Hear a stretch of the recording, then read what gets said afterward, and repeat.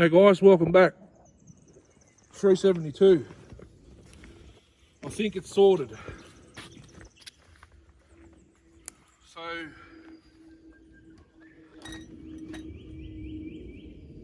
I put it on the workbench last night.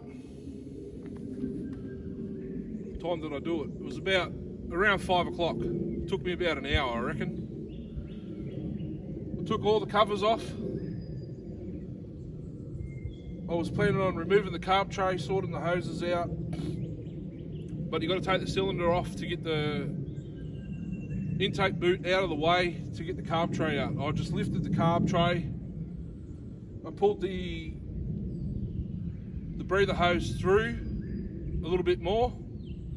Now the spring is actually doing its job on the breather itself.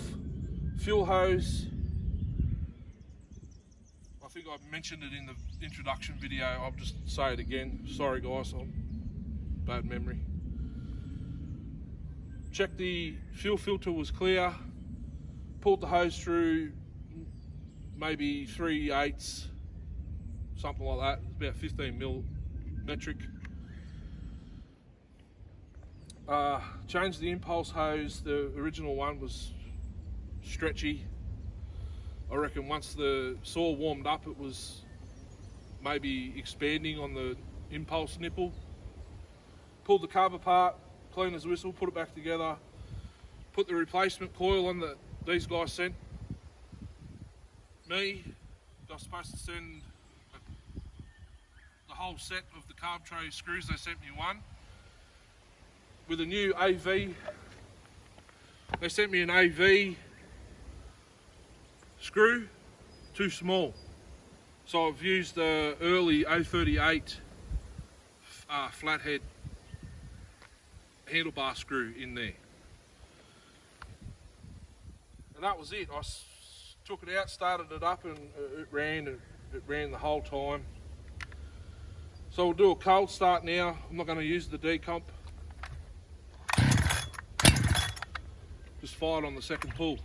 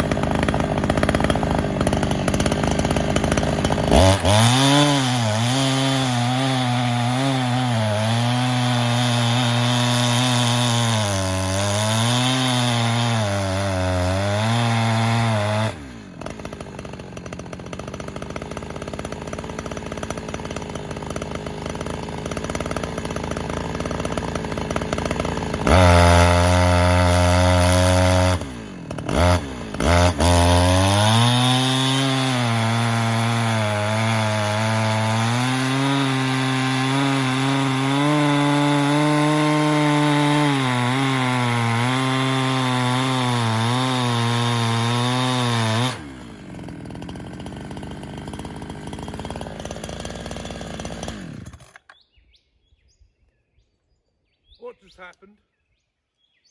It was like it hit power band just then. Did you hear it? I went richer on the hijet just before. I reckon this calf's a bit funny. It wants to be rich.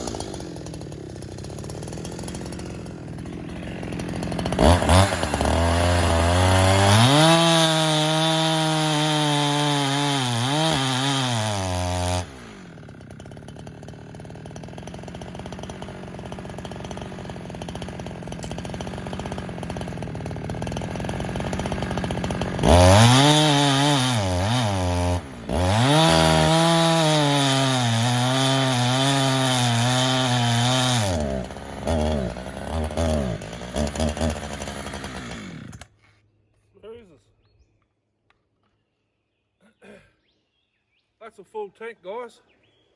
Gone.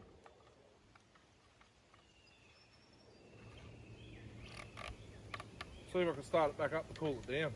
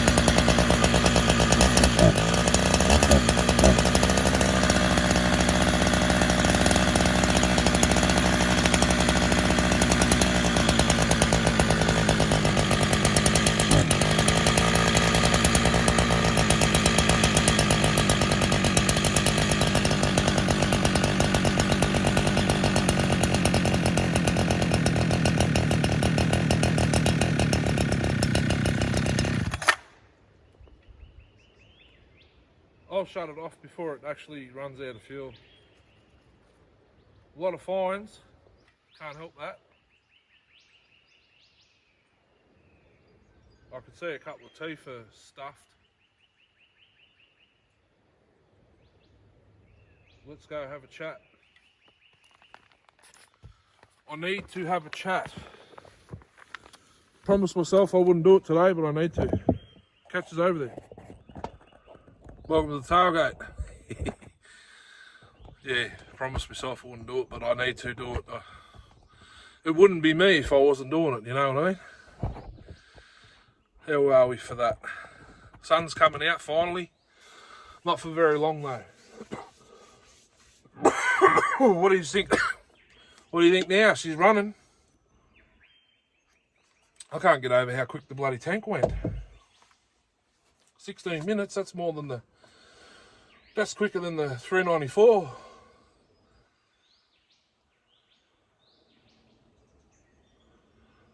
Smaller tank, but it's about on par with the ported 394. I need to check the numbers, I think.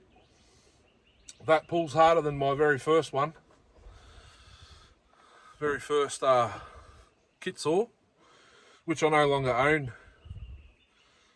Well, I do. It's all in bits. The crank's in the 365 52mm. So if I get another crank, I can put it back together with the top end. Possibly.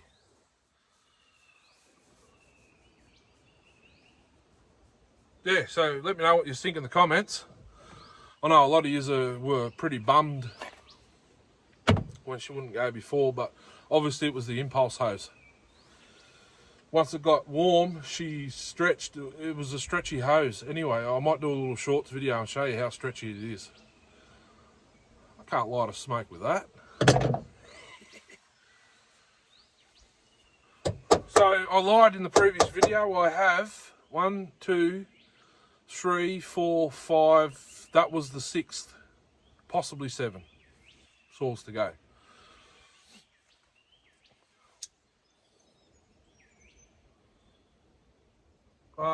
So refresh my memory, Chris. Why is the flag, doesn't that supposed to spring back and stay there? I think there's a little something missing. What was left over was a little white tab, you know, like the chain brake in these. There's a little white tab with the spring. It's missing the spring that goes in it that holds the flag into position. I think that's what's missing. You notice when I cut, the flag starts flapping upwards. It's kind of annoying. I think that's what's missing.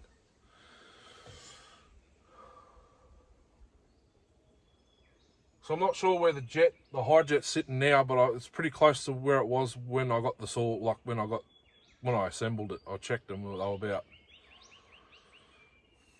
2 turns out, I think both of them were, high and low.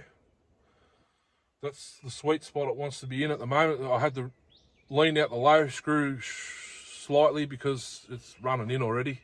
Cast iron rings. But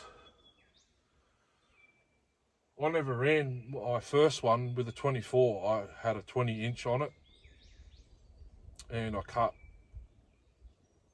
a few loads.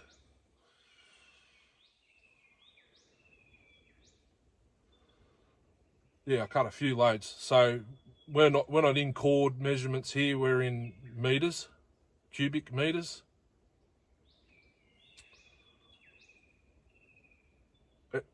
It probably cut 6 cubes plus a few ute loads, which is about 1 cube stacked. And then yeah, I took the crank out to put it in the 365 52mm. I still have the original starter. The original plastics from it, they've gone almost brown. Oh no, sorry, they're see-through.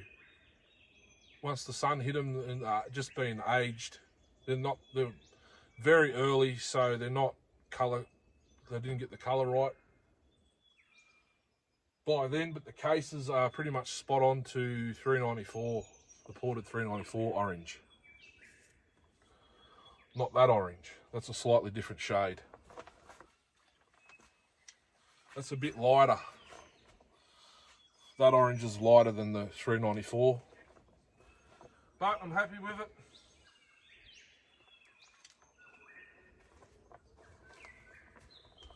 Happy with it now, it's actually running. I'll have to check I'll do it right now. I'll do it right now, wheel check. I want to see if it's let any fines past the genuine filter or not. The low top filter. There's nothing in the box really. This airbox seals pretty nicely. Not much dust on the filter. I haven't washed it. There's not much in the airbox itself.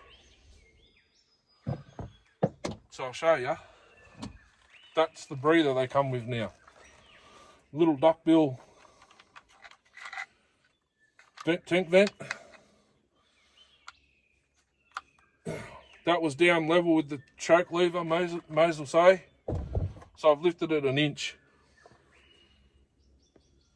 And the fuel hose I pushed back in about an inch, back into the tank. It's the HIC carb. I've got to get some more of those metal boot clamps, because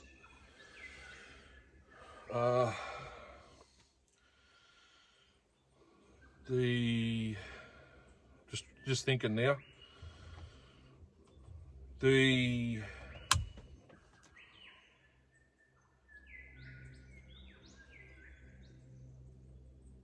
.365, I believe that's got a plastic clamp. The straight 365, the 48mm one, and the red and white bum rag, that has the plastic clamp as well. I'm surprised. The Australian version of the clone, they put plastic clamps there, not the alley ones from Pharmatech. So I've got to order four of those, I think. The 365 52mm has a metal one, but it's got the X-Torque carb. It's got a massive carb. And the red white bum rag, that's going to be the 86er, so it's got a plastic clamp. I didn't remove the carb from the intake boot. I removed the boot from the cylinder and put it on the 390 cylinder. The freaking hell was that? All right, beautiful. She's up and running. The chain's not the best. There's a few rakers that are too high. Still cuts Mickey Mouse throwing big chips, but I completely forgot to do the rakers. That's a longer chain on an Oregon Husky. I believe that would have said Husqvarna on it at one stage in its life. It's actually a Husky Oregon. It's got Husqvarna etched into the bar, but it's Oregon.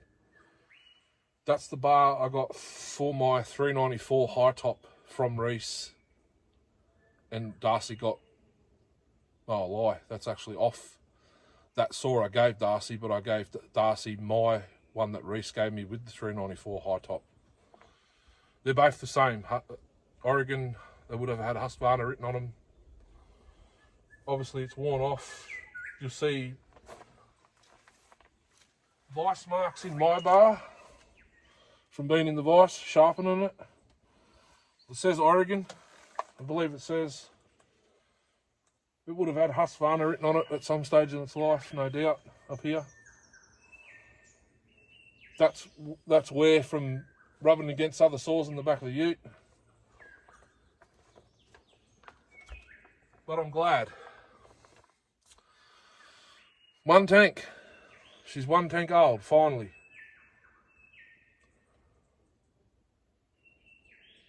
I don't know if I topped it up or that's still the fuel in it from previous, but she's 1 tank old. Put maybe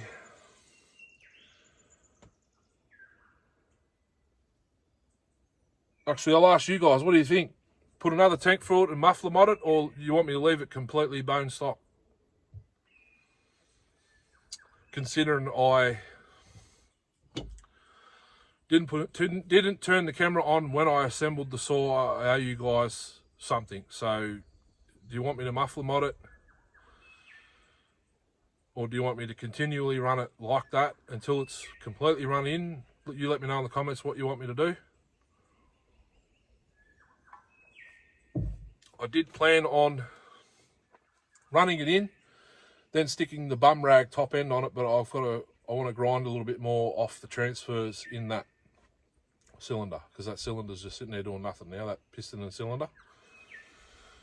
I have a single ring piston, which was what was in it, or the twin ring piston that came with the bum rag, which is the red and white 372 clone.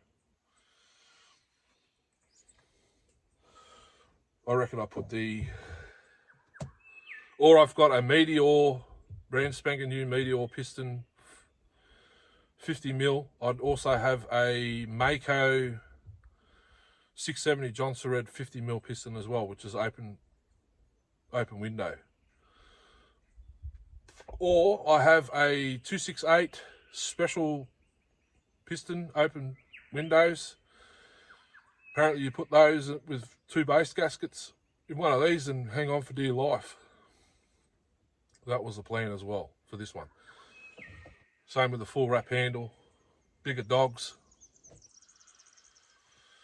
Anyhow, let me know in the comments. Hit that, she's free. Jeez, me warts are getting bad, eh? That's from welding, 12 years.